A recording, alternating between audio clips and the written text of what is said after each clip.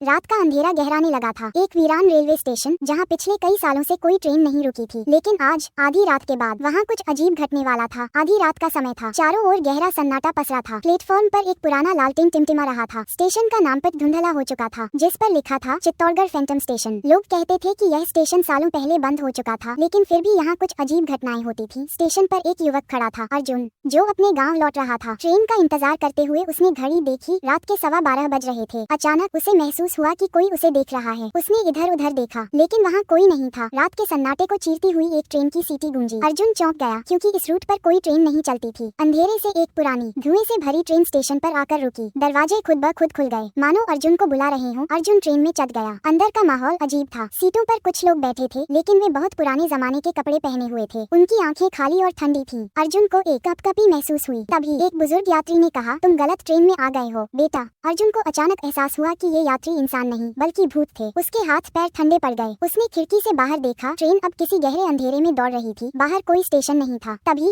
एक महिला यात्री ने मुस्कुराकर कहा, अब तुम कभी लौट नहीं पाओगे। अर्जुन ने डर के मारे चिल्लाते हुए दरवाजे की ओर दौड़ लगाए। जैसे ही उसने ट्रेन से छलांग लगाई, जोरदार धमाके के साथ ट्रेन गायब हो गई। अर्जुन जमीन पर गिर पड़ा और देखा कि वह उसी वीरान स्टेशन पर था। चारों ओर सन्नाटा था, मानो कुछ हुआ ही न हो। अर्जुन घबराकर उठा और भागता हुआ स्टेशन मास्टर के केबिन में पहुंचा। वहां बैठे बूढ़े स्टेशन मास्टर ने उसकी ओर देखा और मुस्कुराकर कहा, हर साल कोई न कोई इस ट्रेन में सवार होता है, लेकिन सबकी किस्मत तुम जैसी नहीं होती। अर्जुन उस रात बच तो गया, लेकिन चित्तौड़गढ़ फैंटम स्टेशन की सच्चाई आज भी एक रहस्य बनी हुई है। कुछ कहते हैं वो ट्रेन अब भी आधी रात के बाद चलती है। अगर तुम कभी सुनसान स्टेशन पर अकेले हो तो सावधान रहना। कैसा लगा आपको ये भूतिया सफर? क्या आप इस ट्रेन में सफर करना चाहेंगे? कमेंट में बताइए।